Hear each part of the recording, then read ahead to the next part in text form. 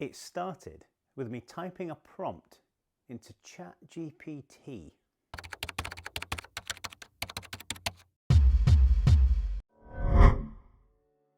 Hey everyone, I'm Mark from The Spark. Great to have you with me today.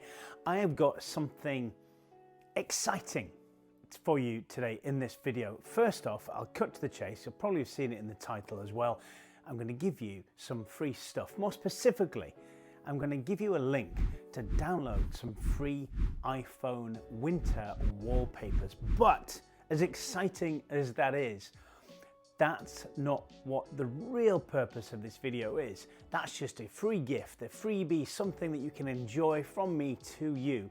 What this video is about is the process of how I got to make those iPhone wallpapers. And I think it's an interesting thing to do, interesting journey, and kind of opens up in a way the possibilities of what we can do with AI.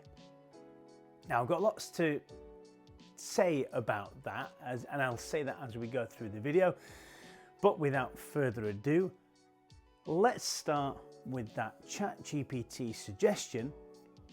And I've got to remind you at this point, if you're not aware already, because I have mentioned this in other videos, I do pay for ChatGPT. So I'm on the kind of I don't know what they call it, the professional version, the number 4 version, I don't know, whatever. Anyway, I pay monthly for it because I find it such a useful tool. And I've made lots of other videos, I've made a few more videos about how I find it useful and everything it can do for me.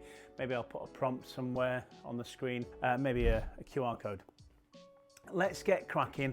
Let's fire up ChatGPT on here and I will take you through the process of how I developed, with the help of AI, these winter wallpapers for your iPhone or any smartphone, really. Okay, let's get cracking. And let's start with that prompt. You might not be aware, but if you pay for ChatGPT, they've now included, is it DALL-E? D-A-L-L-E? Anyway, a way for it to create images by what you type into it. You can also upload photos to it and other images and things and ask it to create something similar. And I think you might be able to ask questions of the photo that you've uploaded. Yeah, and a few other exciting things, like for example, it can search the web now as well, fully. That may scare you. You may think you might about to bow down to our robot overlords, but for now, it's dumb. So it's not really AI. That's the important thing to really think about when you're talking about ChatGPT and other things like that. It's just what they call it, a language model service. Hang on, let me find out what they call it. Yeah, it's a language model. So it doesn't really do any thinking. It has a huge database upon which it draws what will be the next logical thing that you might want to read in the, to the question or the prompt or whatever that you give it. It doesn't know what really, I don't think it knows really what it is that you're talking about. It knows from the database what would be expected to be added next to it. I mean, it's really clever. It does feel like you're talking to something that has intelligence, but it doesn't really.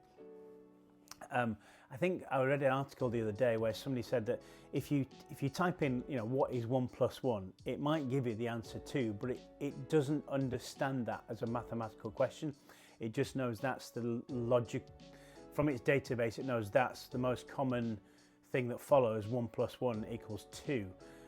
The next evolution of ChatGPT, I believe, is just around the corner, and that is that it will actually be able to understand mathematics in kind of like I don't know, what they call it in America, grade school age. Like I'm thinking that's 11 to 14. I don't really know, but kind of so it will understand it as a mathematical question. We'll be able to create answers based on what it understands about maths. That sounds like it really is on the road to proper AI, but at the moment it's just a language processing model. So with all that aside, anyway, you can upload, you can ask it to create images now. That was me going off on one. So my prompt was create, I can't spell, create an iPhone, I really can't spell, iPhone wallpaper. Enter. Oh, and go. So it tells you to specify what kind of design or theme, and I thought, oh, that's interesting. Well, what is it? Well, it's winter. It's Christmas. So I put winter themed, and then I decided I didn't just want like a photorealistic image. I wanted something that was, you know, the kind of wallpapers I like are a bit more kind of impressionist. They're hints at what the image is that you're trying to, and it's impressionism. All right, so that's what I typed. I typed then, make it impressionist,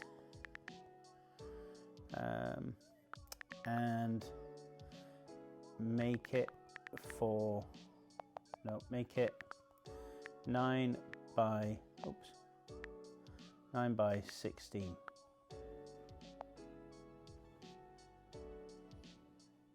Okay, when it creates images, it doesn't create them automatically. It has to go away and have a little think about it, have a little search for its database and try and put something unique. It hasn't, this thing that it's creating has never existed.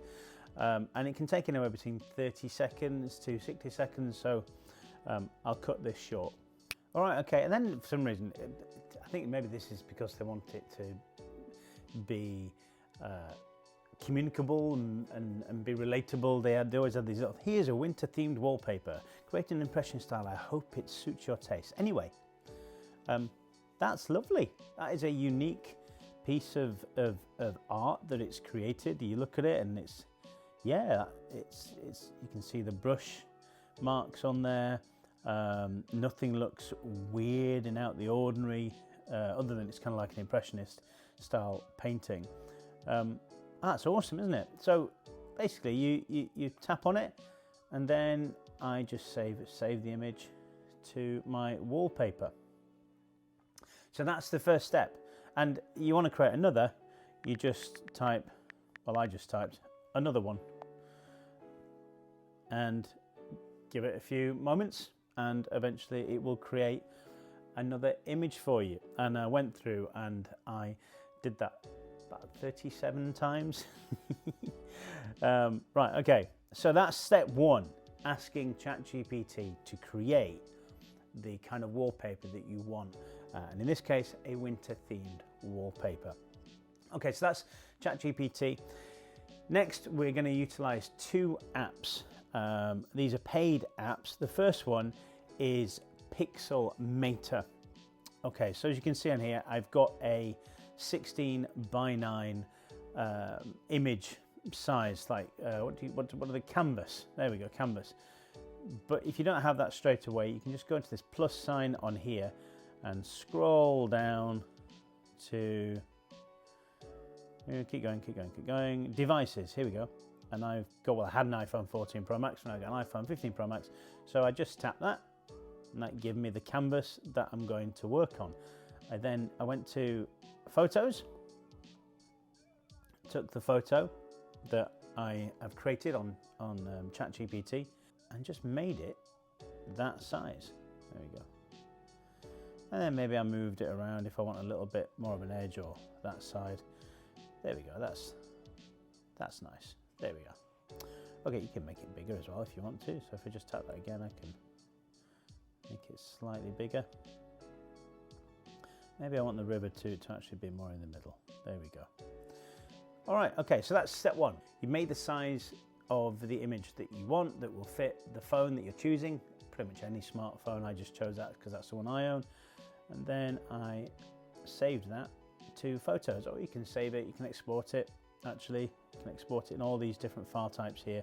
I just exported it as a JPEG 100% original and I actually saved it to files. So I've got a huge kind of file folder on my iPad using an external drive. So I've got loads of all the images that you're going to be able to access. I've saved them to that. But for the sake of this, we'll just save it to my photo library. Okay, the second app is Photomator. There must be something about Mater. That must mean something. Anyway, Photomator. All right, so it's imported it. At the top here, you got machine learning. So this, if you tap that, it looks at the image and thinks, well, how can I improve this image? How can I give it better highs and highs and lows and midtones and shadows and highlights and all that kind of stuff. And you decide whether you like what it thinks you want. So without it, with it, without it, with it. I think I like that with it because the sky has got a bit more detail and I like kind of reflection. So that's nice, that's lovely. And then just to be sure that it will kind of fit most phones and it won't look pixelated. I mean, it's not going to look pixelated on your phone size. I just thought it'd be useful to tap this button, super resolution, and just kind of, I guess, just fills in the details. It makes the file size bigger, obviously, because it's adding more detail, more, is it interpreting, I think, by machine learning what you know, it's filling in the details of the, you know, adding more pixels to the image. I think it's doing something like that. Anyway, I thought I better do that just in case somebody wanted to use these images for something else. It needed to be in a slightly bigger environment. And then tap done, and it actually saves the file automatically in your kind of photos as the file that you've just edited. So you don't have to kind of go and save it anywhere else. But again, I saved all these into my folder, and there we go. So you can do all this yourself. Like, you just go to ChatGPT, ask it to create a wallpaper that you would like, and then do these few other steps just to kind of finish it off and create something you really want. And there we are. So ChatGPT, Pixelmator, then Photomator, and hopefully you'll end up with something that you really like. However, that's a number of steps. You might not want to pay for ChatGPT. And like I said, I have created 33 in the end I decided to use of what it had created me, and I've edited them slightly, I've increased the resolution, and I hope that you like them.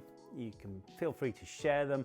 You can download them at the link in the description below, or this QR code here. If you're watching it on a telly, just scan that and it'll take you to the Dropbox file in which you can download them. And yeah, I hope you found this video helpful, giving you another snapshot of what ChatGPT and other things like that can do for you. And look, people may say this in the comments, why would you use that? You know, it's going to take away from real artists doing real work. I don't think it is. When you buy art, you buy something of the artist too. You want a piece of them stuck on your wall, not just the thing that they've created. You know the story behind it, you know the person behind it. There's something about valuing the artist as well as valuing the thing that they've created, and I think those two things are really important. You're never going to get that with artificial intelligence, I don't think. Anyway, hope you found that useful. Like I said, there is in the description below, there is a link to Dropbox and that QR code. I guess just my payment for going through that process and creating these 30 odd images is, would you please think about tapping that subscribe button and sharing this video with those that you think might find it helpful. Also in the description box, you'll find a way to support me financially by buying me a metaphorical coffee, and you can subscribe to my regular-ish newsletter as well, my Substack newsletter. Again, link in the description box below. Okay, I have made another video about ChatGPT, which you find right here. So go visit that. I'll see you in my next video.